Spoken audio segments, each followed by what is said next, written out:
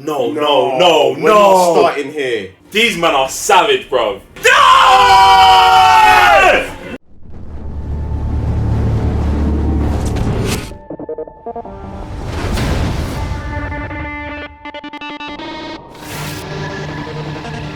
We are live, guys. I'm Jay, one third of the Cyber Nerds. Raving your GS. And it's mad. It's super mad. It's wild. Because Obi-Wan Kenobi is here. Vader's here. Leia's here. Organa's here. New droids are here. Inquisitors are here. New energies here. And you know what's not here? Some of you man still ain't subscribed to the channel. So hit the subscription button, fam. With all the dark power and force you've got in your body.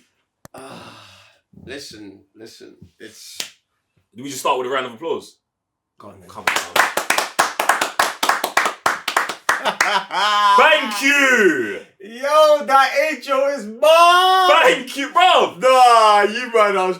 What? Bruv. Nah. That intro. There's two intros. The Star Wars, firstly, the Star Wars recap on everything you need to know about Kenobi before the show starts, mad.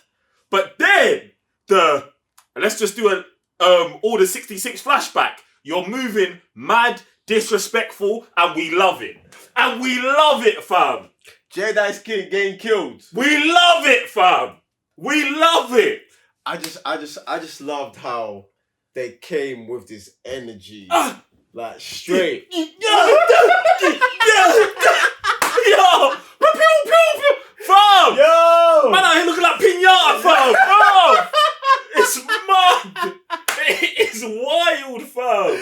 Yo, it's so mad. Hey, first episode, bro. Let's just talk about both episodes. Like, bro, episodes are sick, bro. Obviously, when it comes to these, man, production, writing, music, everything, bro. The acting, love it, fam. Do you know what, yeah? Joel Edgerton, I want to shout man out, because in the first episode, it's like, we always give Uncle Owen stick, innit? For like holding Luke back, just being on this farmer mindset. But today, in one episode, in about 6 lines of dialogue, you get a whole new perception on the character of Uncle Owen, why he's doing what he's doing, and how he's trying to protect Luke. And I love that. I love that, bro, because he's got a similar perception to the Jedi as we do, but he's got actually family on the line involved in it. So now it's like, it's just clearer why man's like, yo, you already took man's dad and got man killed. Now you wanted you as, like, you man, just keep your hocus pocus over there, bro. Yeah, man. Like, he's not on it. If he fully understands the Jedi gravity side, the Empire side, you know what I'm saying? The fact that he didn't give up Kenobi, like fam, I'm here for my family. I'm not involved in your little squabble, like this little force squabble. I'm not involved with it. I'm a farmer. I do my thing. I live a simple life. Fam, leave me out of it. Good energy, bro. Bruv. It's good energy, bro. It's good energy. Man can't fight that. Like, all these years. Uncle Owen, welcome to the dark side. Yes, brother. No, man. It's just, oh, man, it's so good. Like, even the fact, like, I'm going to bring it back to the beginning. Because, like, I feel like what they did, showing, like, when the Jedi Temple is getting stormed by troopers, and, like, you see the kids that survived. And then one of them is in Tatooine, like, full grown. Like, bro, like you man are like, really, like, was there showing the See, I don't know if there was confirmation that you was the same as one as the kids. Do you know what I'm saying? One? Because we saw the 5 kids running at the Jedi Temple. Yeah. And then you're saying that you think that one of those kids is one of the 5 that we saw. Because, like, if you just look at their height, they're around... No, I can see 10. They're like 10, 11, 12. Do you know what I'm saying? Obviously, I need hardcore confirmation than that. Do you know what I'm saying, fam? But I do love it, bro. I bet he's on one of the comic books. Maybe. You know what I'm saying? I hope it's there, because it'd be good if we bump into more of those kids during the series. But if they do, I want more context. I want to know more. Do you know what I'm saying? Because I do love that my man rolled up on Kenobi and was like, "Yo, bro, Master, like, what happened to you? What's going on, bruv? Like, us man are out here dying. Like, do you know what I'm saying? Go on." And even the fact that you dies, bruv, it's like, it's mad that Kenobi even just tells man, yo, duck out. Firstly, go bury your lightsaber and then just go back to town, bruv, and jam. Do what I did. Yeah, fam. Like, I understand Kenobi's but where he's coming from. But it's a bit mad Kenobi sending him back to the town. Or is it because he didn't know that man... Like, he didn't know, yeah. He obviously didn't know. And I don't think the kid would have went back to the town. I think they obviously found him. They just hung him up in the town. Right. But at the same time, it's just like, I think the kind of guidance that Kenobi's giving needs to be a bit more instructional in terms of... Kenobi's finished. He's finished. You can see he's in nightmares, bro. He can't drop it like that. Like, yo, bury your lightsaber, go back to town. He's got to be like, yo, man, like, the best thing for us to do is hire... Like, he's got... Bruv, these are still young people, bruv. He's got to break it down to them, man. Bruv. Even if he's not going to help, you got to help more vocally, bruv. He's moving mad. Bruv, like, even though guys are pulling on, like... They have to. Sticking on it, you've made your mistakes. It's over. Don't let this be one of them. And to be honest, what's even deep about this is, now that he knows that Vader's alive, there's a glimmer of redemption that he must think that maybe. Yeah. He must. Like, he has to. Oh, man. And speaking of Vader, I know like we're just going between episode 1 and 2, but like, it's so mad how, is it the third sister? Third sister, yeah. She just knows like everything about Anakin. Bruv, to me, she's Anakin. She's Vader's apprentice. In my mind, she's Vader's apprentice. And if she's not Vader's apprentice already, that's the only position for me that I'm seeing that is the correct one for her. I need to see where this energy she has comes from. 100%. Like, did Kenobi live like one of her planets? One of those planets must have got done. Yeah, Master must have not got saved. Something. Yeah, something. Because then Vader would hone in on that energy. Bro, come on. What are we talking about here? Deborah Chow out here moving crazy. Bro, Disney, come on, man. Come on. Let us get involved. Let us get involved in this thing, bro. We know. Come on. We know the Sith side is for us. Come on. Nah, this show is just too fire-ish, man. Just too fire-ish. Just showing like what Kenobi's going through. Like the nightmares. Bro, we're getting such a full look at the world, bro. And I love that, like, obviously episode 1, we go to Leia, to Alderaan. We see what's popping off. Like, we see what's popping off on Alderaan. We see the politics of it. We see how that, like, plays a part in Kenobi's world and, like, why it draws Kenobi out. And I love how, like, they don't force Leia, bruv. Like, all they do is explain that Leia is 100% just as important as Luke. Love that. I love that. Now that we're aware of this, everyone, yeah, so that everyone sit down. Luke and Leia are just as important. We got to go save Leia. Right. That's what we need to do. Right. And that would be the thing to draw Obi-Wan out, because he knows deep down she's just as important and his mission's got to be divided between the two of these. Right. And, bruv, Vader. Like, how good is Leia, man? She's so good. She's so good. She's so good. Good. Like, I really love how they brought her into this and forced Obi-Wan out of just focusing on Luke. Because, like, even though, like, yo, he chose, like, I'll look after the boy. Do you know what I'm saying?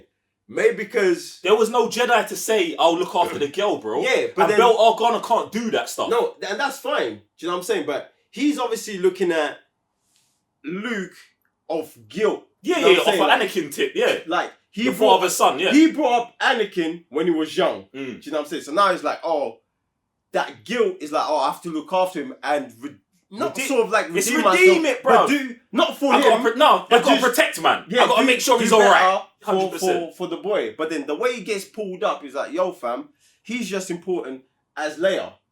And now we're going to go through this. And one of the things that we was talking about during the watch along is like, yo, now we get to see, you mentioned like, because episode 4 is like, yo, Obi-Wan, we need your help. But that's the relationship. We're building a relationship here. Like, we're showing them where it started. This is how we met. This is how these lot... Like, now we don't even know about comms in between Leia and Obi-Wan all the way up into A New Hope, fam. Like, this is just such good ground to be like, do you know what I'm saying? Watering in Star Wars, fam. Right. And then also, Moses Ingram as the Inquisitor, fire, bruv. Like, I know we touched on it already, but like, fire. I love the character. And like, it's sick to me because in these Inquisitors, you get an opportunity to just bring fire characters, bruv. They did it in Jedi Fallen Order with Trilla. They're doing it here with her. Bruv, I just want to see more of that, fam. The way she's moving is so crazy. Prime time. I love that whole rooftop scene. Yeah. The movie. free running, it's like an animal, but it's like aggressive, like, bro, and she don't take no shit, bro. And we got a handgun. Her body count is rolling on both sides. She's taking civilians, she's taking Inquisitors, bro. I want all of it, fam. I'm loving that Sith and Jedi, coming out of her. Bro, I just need the scene where she deeps it and the eyes just go. I need that, like, I want to see a full you know what I'm saying? I want to see her descend really. The same way they did it with Ahsoka, going good. You know what I'm saying? In terms of being Anakin's apprentice, I would love to see her be like Vader's apprentice and have that opposition. Because if she makes it out of this series, bro, she'd be a great person to go against Ahsoka, bro. Do you know what's sick about that? He's not supposed to take an apprentice. He's not. No, but you have to. And even it, bro. This goes even back. But he looks mad on him with thing because he's with Palpatine. Yeah. But bro, this is what they've been doing, bro. Because if you even go back to time ago, bro, in Star Wars: The Force Unleashed, he has Starkiller as his secret apprentice, and this is what he can do here. And this is why the Inquisitor program is so good, because it looks like man's just got Inquisitors to hunt Jedi, but really, this is a research program. This is a training facility for my next apprentice, bro. Right. Like, and this is what I want to get deeped on Vader's side of it now.